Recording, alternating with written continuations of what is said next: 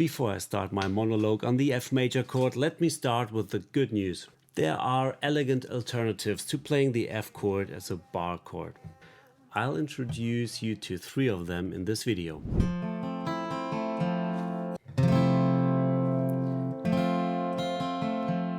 At the end there is a bonus insider tip on how I prefer to play the F chord myself.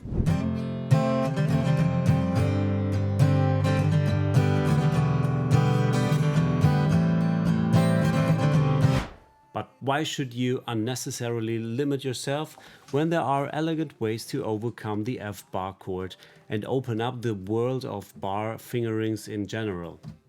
So that's why I'd like to give you a few simple tips in advance on how you can learn the bar chord using a few simple techniques. Hi, servus and hello, I'm Andy Host, a singer and songwriter, and I remember very clearly how I struggled with the F bar chord. You and I are no exception. Almost 100% of guitarists feel the same way when they start with this wonderful instrument. Let's summarize the facts about the F bar chord. So you need all the fingers of your hand to play the chord, so it requires a lot of coordination. Second, the index finger has to press all the strings at the same time.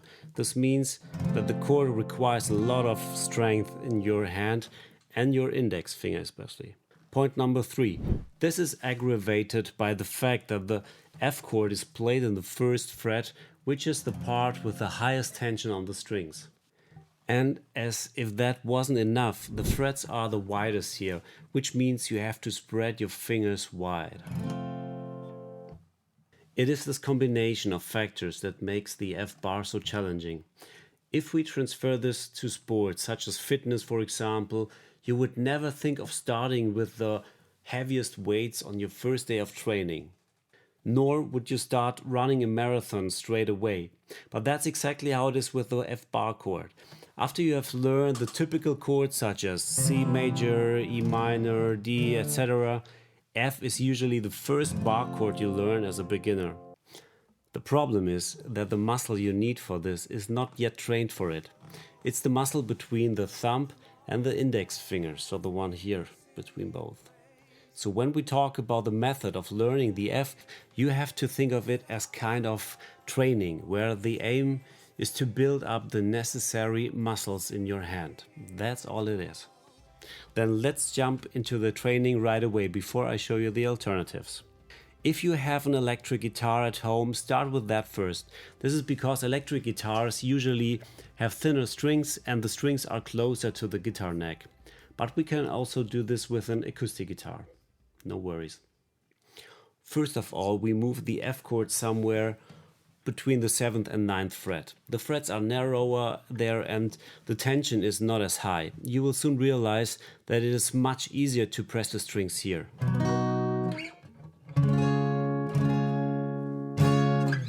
It's important that you do not place your index finger completely straight like this, but with the harder part on the side. So let me press on the string so you see it here. So it would be that one, this part, and not this fleshy part here.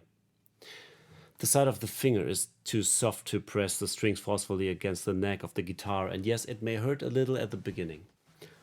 I would also recommend placing your finger close to the fret, like this. Your thumb supports the whole thing in the middle of the back of the neck, like this. With the other chords you are probably used to wrap your thumb around the back of the guitar neck, like this or this with the C. But this is different with the bar chord. So if you grip it like this now, you should notice after a while that it kind of hurts here between your thumb and the index finger. Actually, it's like here. This is the muscle that we need to train for the F. Okay, if your chord still doesn't sound the way it should, use all the fingers of your hand to help the index finger apply pressure to the strings, and we'll elegantly ignore the sound of the chord for now.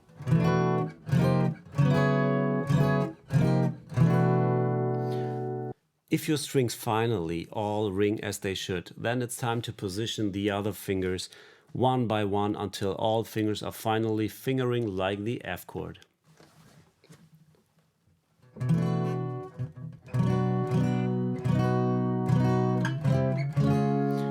If you notice that this works well in the 9th fret, for example, we work our way step by step towards the 1st fret until we have finally reached our goal, the F bar, like this.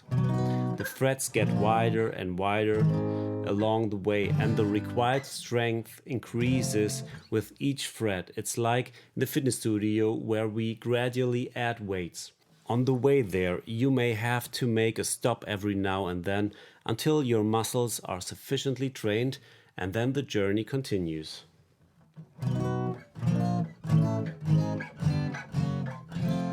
Which won't happen in one day, probably. So don't let this chord put you off learning such a wonderful instrument. Especially because in most cases the F chord is not a lack of talent, but simply a lack of muscle. Take the time to practice the F chord for just a few minutes every day. However, so that you don't have to miss out on your favorite songs during the training phase because you're missing this one chord, I'll now show you 3 simple alternatives for playing the F chord without having to master the bar fingering. On top of that, I'll give you a bonus tip on my favorite way to play the F chord, but promise you are going to practice the bar chord as well. The easiest way to play the F is an F major 7. The 2 low strings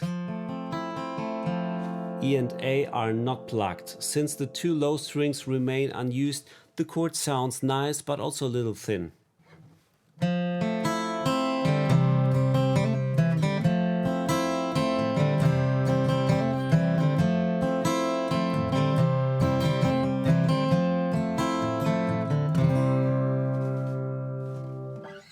The alternative to this, therefore, is an F major 7 with C as the bass note. So the root note, which would be F, is not the lowest note then, but the C instead. And this looks like that.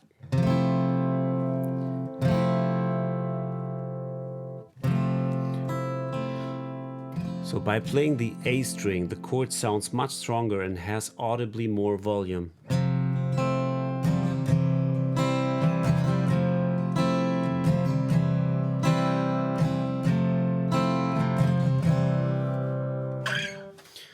And then there is the so-called small f, which is played like the F major 7, but here we add the high E string, like this, with the first finger, with the index finger. That would be the F major 7 and the F, the small f. We also just pluck the highest 4 strings, so E and A remain free. However, there's another way to play the F, and here comes the promised bonus tip. You need big enough hands for this. I personally prefer to play the F like this. I grip the low E string with my thumb, playing it like this. We get an F at 9, I think. On the one hand, the chord sounds full and balanced, and on the other hand, you can play beautiful chord changes with this fingering, giving your other fingers more freedom to play small variations.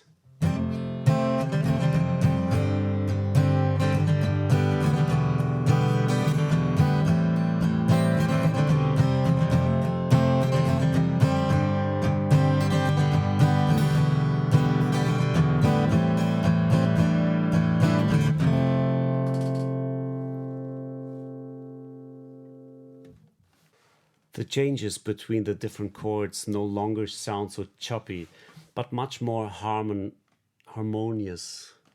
Harmonious, is that right?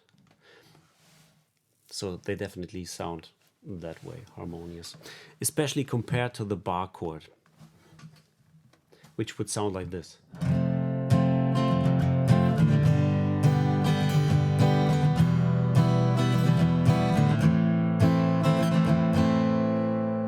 The beautiful version.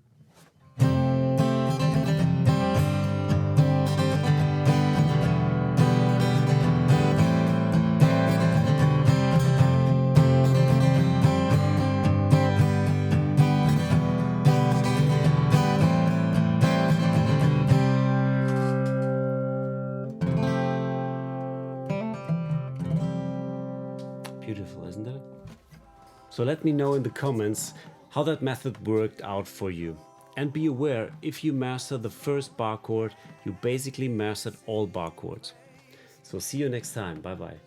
And if it stops and voices fade, play on, sing.